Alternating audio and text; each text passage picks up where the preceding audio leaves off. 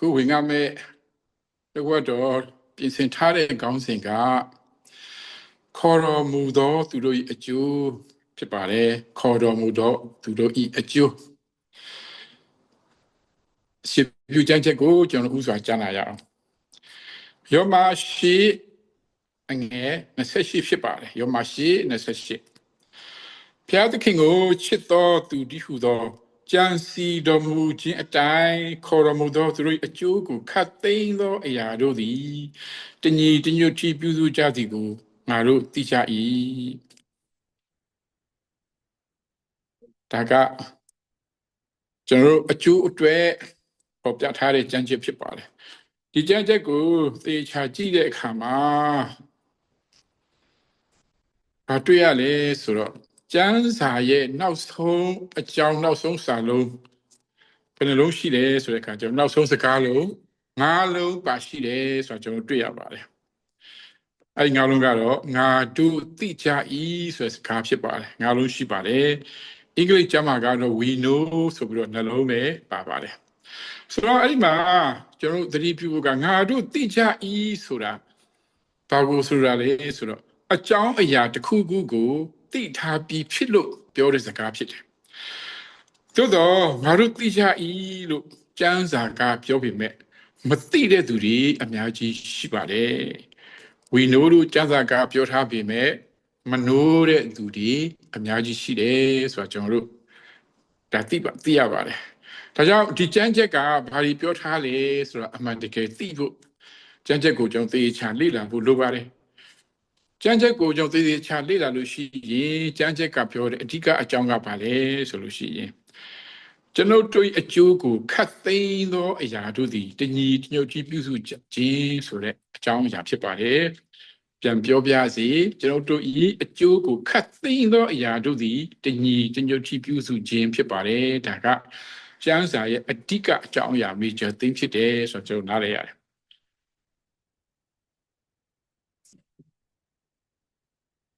ဒါကိုအင်္ဂလိပ်ကျမ်းမှာဘယ်လိုဖော်ပြထားလဲဆိုတော့ကျမ်းစာ၃ကျမ်းစလုံးမှာနော် NIV ရော NKJV ရော NESV ရောဒီကျမ်းစာ၃ကျမ်းစလုံးမှာတညီတညွတ်ထီဖော်ပြထားတာကဘယ်လိုပြောထားလဲဆိုတော့ခေါ်တော်မူသောသူတို့အတွက်ကောင်းသောအရာတွေဖြစ်ဖို့ခတ်သိမ်းသောအရာတို့ကအတူတကွလုပ်ဆောင်ကြတယ်လို့အဲ့လိုအဓိပ္ပာယ်ရပါတယ်ဒါကြောင့်ကျွန်တော်တို့အသက်တာမှာနော်အဓိကအကြောင်းအရာကတကယ်အမှန်ဖြစ်လာဖို့လိုပါတယ်ဒါပေမဲ့အဲ့ဒီအမှန်တကယ်ဖြစ်လာဖို့ကဘာလို့လဲဆိုတဲ့အခါကျတော့လိုအပ်တဲ့အရာရှိပါတယ်အဲ့ဒါကအဓိကအကြောင်းအရာနှစ်ချက်နော် key fact နော်နှစ်ချက်ဖြစ်ပါတယ်အဲ့ဒါကိုလိုအပ်ပါတယ်ဆိုတော့အဲ့ဟာဘာဖြစ်မလဲဆိုတဲ့အခါကျတော့ဘုရားသခင်ကိုချစ်တော်သူဆိုတဲ့အချက်နောက်ခါကြံစီတော်မူခြင်းအတိုင်းခေါ်တော်မူသောသူဆိုတဲ့အချက်အဲ့ဒီနှစ်ချက်ဖြစ်ပါတယ်ဒါကတကယ် key fact ပါနော်အဓိကအကြောင်းအဓိကအချက်ပေါ့ကြံစီတော်မူခြင်းအတိုင်းခေါ်တော်မူသောသူဆိုတဲ့အချက်နဲ့ဘုရားသခင်ကိုချစ်တော်သူဆိုတဲ့အချက်နှစ်ချက်ဒါကြောင့်ကျမ်းစာပြောတဲ့အတိုင်းနော်ခတ်သိမ်းသောအရာဟာငါတို့အတွက်ကောင်းသောအရာတွေဖြစ်လာဖို့နော်ဖြစ်လာမယ်လို့ပေါ့လေးတော့မတွေးလိုက်ပါနဲ့ဘာလို့အဲ့လဲဆိုတော့ကျွန်တော်တို့ဟာဘုရားသခင်ရဲ့ခေါ်ခြင်းကိုတကယ်ခံရတဲ့သူတွေဖြစ်ဖို့လိုတယ်နောက်တစ်ခါဘုရားသခင်ကိုတကယ်ချစ်တဲ့သူတွေဖြစ်ဖို့လိုတယ်အဲ့ဒီလိုဘုရားရဲ့ခေါ်ခြင်းခံရပြီးတော့ဘုရားကိုချစ်တဲ့သူတွေအတွက်သာနော်ခတ်သိမ်းသောအရာကနော်ကျွန်တော်တို့ကောင်းကျိုးအတွက်အတူတကွလှုပ်ဆောင်ကြတယ်ဒီနေ့ပြောရင်တညီတညွတ်ထီပြုစုတယ်ဆိုတော့ကျွန်တော်နားလည်ရပါတယ်ဒါကြောင့်မလို့ဒါသိအရေးကြီးပါတယ်ဆိုတော့ခေါ်ခြင်းကအရေးကြီးတယ်ဘုရားသခင်ကိုချစ်ခြင်းကလည်းသိအရေးကြီးပါတယ်အကြောင်းကျွန်တော်ပထမအနေနဲ့ကျွန်တော်ခေါ်ခြင်းအကြောင်းကိုအရင်လေ့လာရအောင်ဘယ်မှာတွေ့ရမလဲဆိုတော့နေ့ဒီတစ်ကိုဘုရားသခင်သည်ငါတို့ကျင့်သောအကျင့်ကိုထောက်တော်မူမူရှေးကပ်ကာလမရောက်မီယေရှုခရစ်အဖြစ်ငါတို့ဖို့ကဲတင်ကိုယ်တော်တိုင်ကြံစီတော်မူသောကျေးဇူးတော်နှင့်အညီငါတို့ကိုကဲတင်၍တန့်ရှင်းသောအရာ၌ခေါ်သွင်းတော်မူ၏တဲ့အဲ့ဒီမှာဒီကပြောချင်တာကတန့်ရှင်းသောအရာ၌ခေါ်သွင်းခြင်းနော်ဒါကိုနော် NIV မှာဘယ်လိုပြောထားလဲဆိုတော့ call us to a holy life လို့ပြောပါတယ်တန့်ရှင်းသောအသက်တာတို့ခေါ်ခြင်းလို့ နားလည်ရပါတယ်နောက်တစ်ခါ NKJV မှာကြတော့ call us with a holy calling လို့ပြောထားတာရှိပါတယ်ဒါကတော့တန်ရှင်းသောခေါ်ခြင်းအဖြစ်ကျွန်တော်တို့ကိုခေါ်ယူခြင်းလို့ကျွန်တော်နားလည်ရပါတယ်ဒါဟာကျွန်တော်တို့ကိုခေါ်ခြင်းအကြောင်းကိုကျမ်းစာကပြောထားတာဖြစ်တယ်အဲ့ဒီလိုခေါ်ခြင်းဟာကိုယ်တော်တိုင်ကြံစီတော်မူသောကျေးဇူးတော်နဲ့အညီလို့ကျမ်းစာကပြောထားပါတယ်ဒါကြောင့်ကိုယ်တော်တိုင်ဘုရားသခင်အဲ့လိုကျွန်တော်တို့ခေါ်ဖို့ကြံစီထားတယ်ဆိုတော့ဘယ်တုန်းကကြံစီထားတာလဲအဲ့ဒါကိုသိဖို့လိုပါတယ်ဆိုတော့ဒါကိုဘယ်မှာတွေ့နိုင်မလဲဆိုတော့ Ephesians 15မှာဘယ်လိုဖော်ပြထားလဲဆိုတော့ predestinate နော်ရှေးမဆွာတွေကကြိုတင်ခွဲခန့်သတ်မှတ်ထားတယ်လို့ဖော်ပြထားပါတယ်ဒါကြောင့်ကျွန်တော်တို့ဟာဘုရားသခင်ရဲ့အကြံစီတော်အတိုင်းဤကဘာမတီမရှိမီဤကဘာမတီမရှိမီကတည်းကယေရှုခရစ်၌ရွေးကောက်ခံထားရပြီးခေါ်ခြင်းခံရတဲ့သူတွေဖြစ်တယ်ဆိုတော့အဲ့ဒါကိုတည်တည်ချာချာရှင်းရှင်းလင်းလင်းကျွန်တော်တို့သိမှတ်ယုံကြည်ထားဖို့ဖြစ်ပါတယ်ခေါ်တာတော့ဟုတ်ပါပြီကျွန်တော်တို့ဘာအဖြစ်ခေါ်တာလဲအဲ့ဒါလည်းသိဖို့လိုပါသေးတယ်အဲ့တော့ကျမ်းစာတစ်ချက်ကိုကျွန်တော်တို့ကြည့်ရအောင်ဘယ်မှာတွေ့ရမလဲဆိုနှစ်14မှာရှိပါတယ်နှစ်14ထို့သူအလို့ငါတို့ဧဝံဂေလိတရားအဖြစ်သင်တို့ကိုခေါ်တော်မူပြီးဧဝံဂေလိတရားအဖြစ်သင်တို့ကိုခေါ်တော်မူပြီးယနေ့ကျွန်တော်တို့ကခေါ်ခြင်းခံရဖို့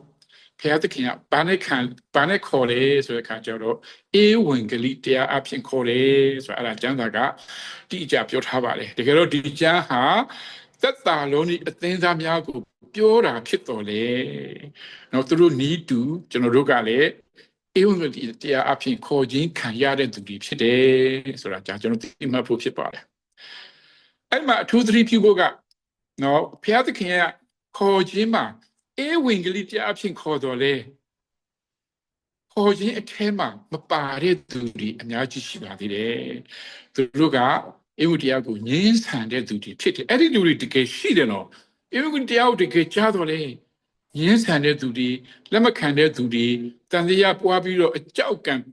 ပြန်ပြီးတော့ဆက်ကျင်သူတွေကျွန်တော်တို့ခရစ်ယာန်တဲမှာပြင်အများကြီးရှိပါတယ်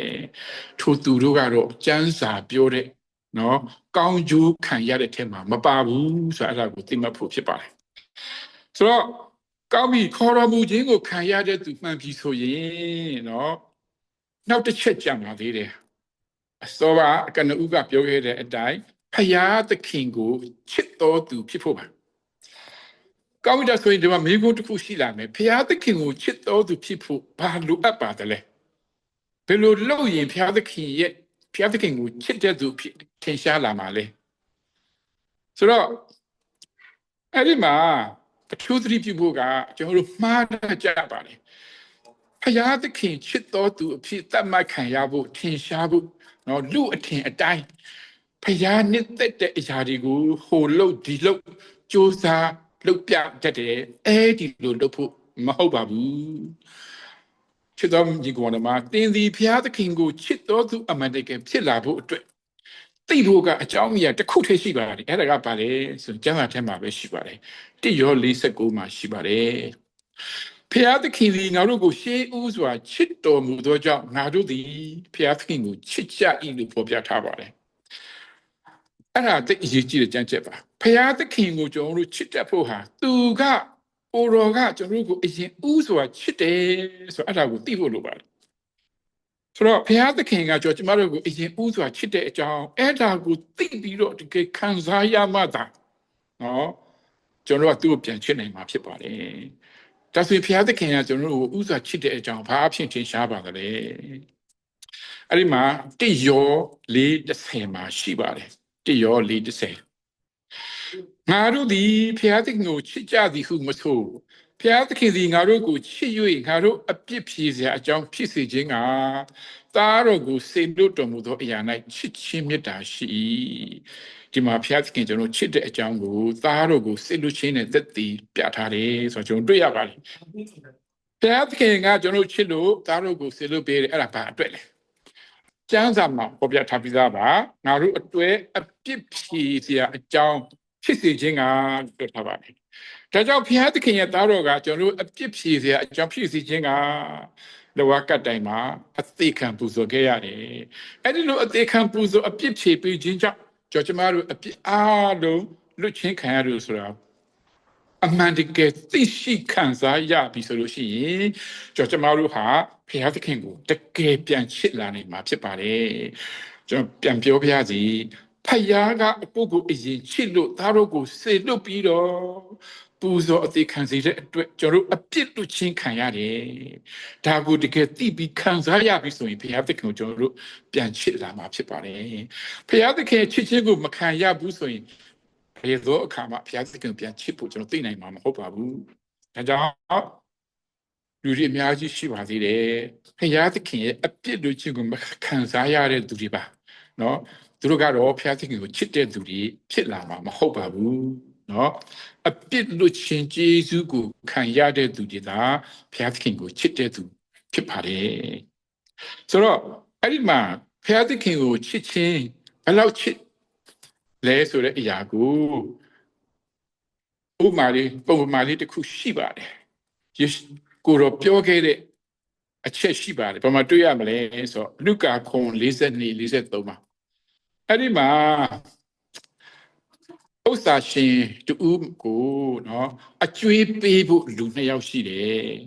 တူကဒေနာရီ900ဒေနာရီအပြား900ပေးရမယ်နောက်တူက50ပေးရမယ်သူတို့ကအကျွေးရှင်ကိုပြန်ဆက်ဖို့လုံးဝမတတ်နိုင်တဲ့အခါကျတော့ကျွေးရှင်ကနော်ငွေရှင်ကတနာပြီးတော့သူတို့ကိုအချီးနှီးလွတ်လိုက်တယ်အခမဲ့လွတ်လိုက်တယ်ပေါ့အဲ့မှာခရစ်တော်ကဘာပြောလဲဆိုတို့ဖြစ်လျင်ထိုသူ2ယောက်တွင်အဘယ်သူသည်ကျွေးရှင်ကိုတာ၍ချစ်လိမ့်မည်နည်းဟုမေးတော်မူ၏ရှိမွန်ကလည်းတာ၍ကျေးဇူးကိုခံရသောသူသည်တာ၍ချစ်လိမ့်မည်ကျွန်ုပ်ထင်ပါ၏ဟုရှောက်ရင်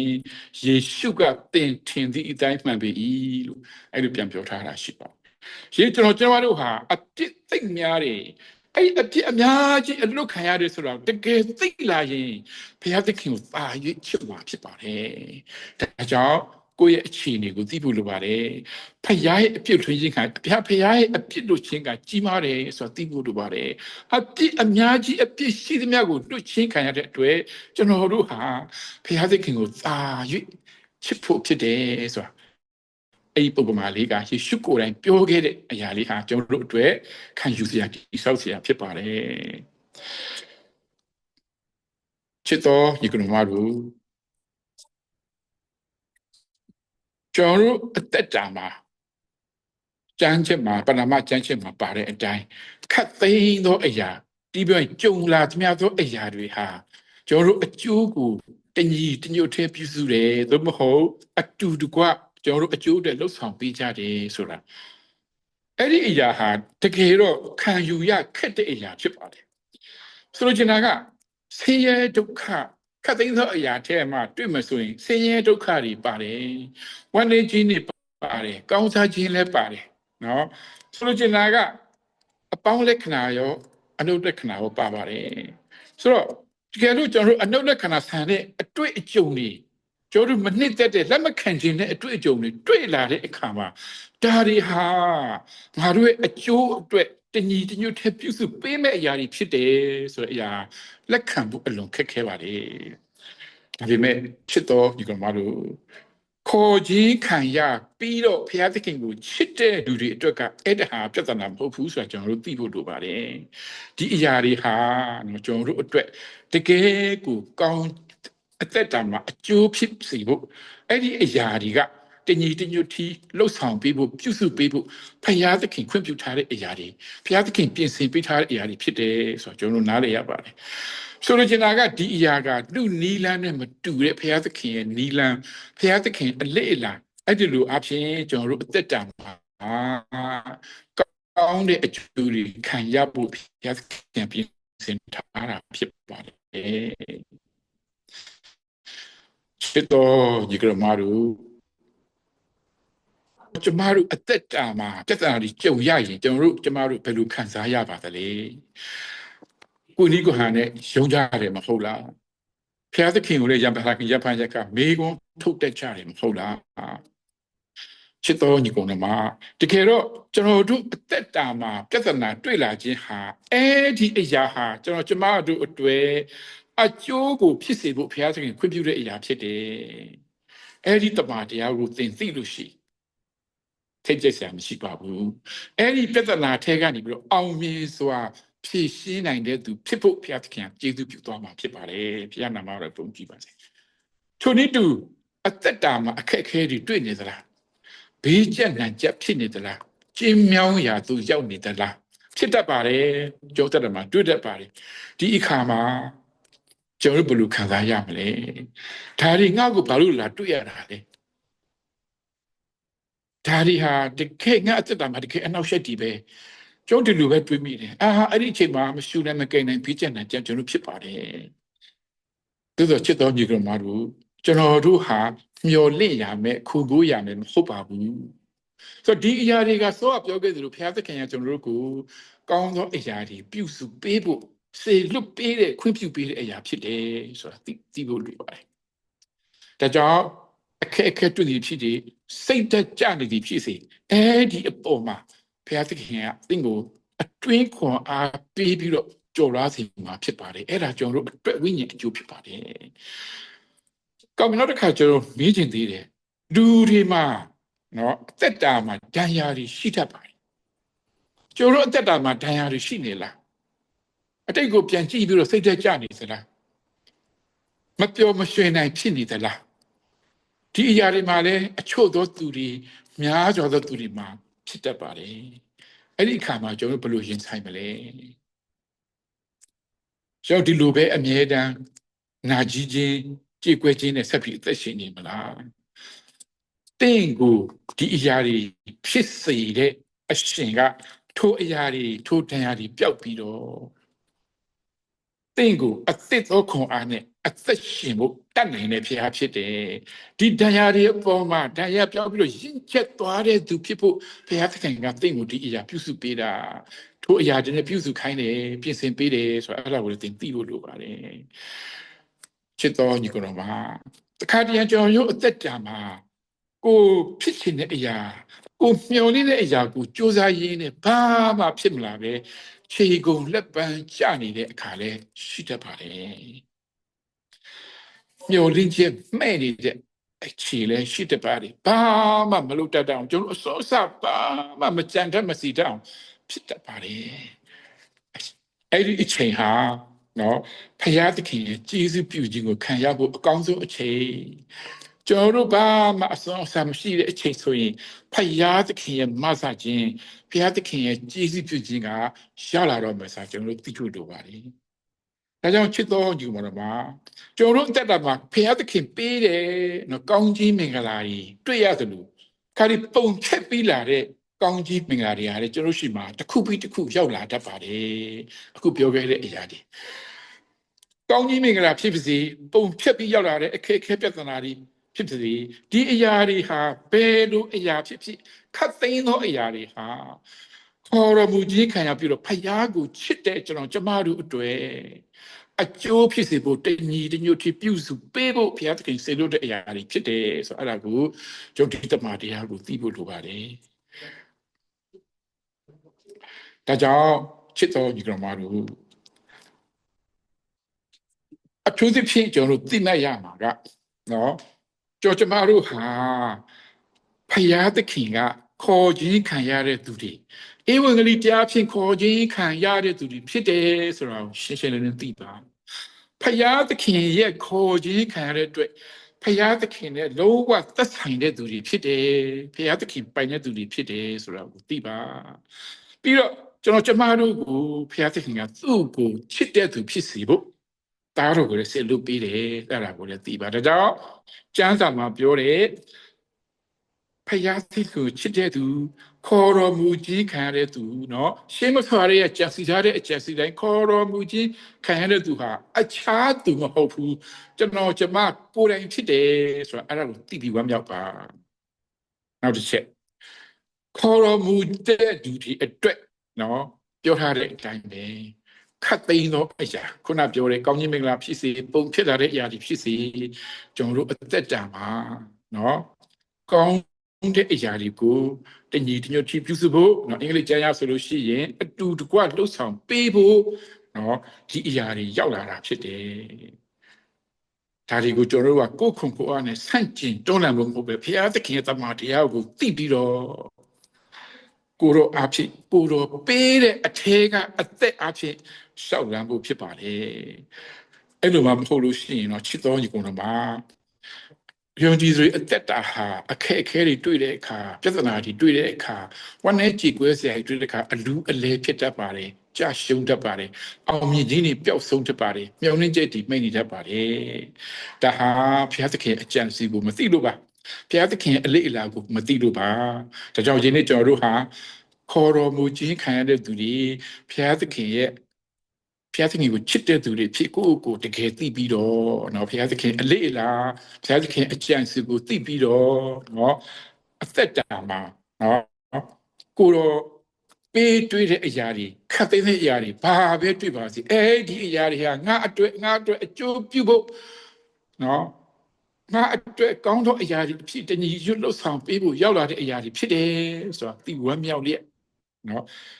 အသက်ရှင်ရှောက်လန်းခြင်းအဖြစ်အောင်မြင်တဲ့အသက်တာတူပွားတဲ့အသက်တာဖခင်သခင်အလိုတော်နဲ့မလွဲတဲ့အသက်တာဖြစ်ဖို့ဒီနေ့ဝေငါပေးပါတယ်အယုတ်တိုင်းဖခင်ကောင်းချီးပေးပါစေ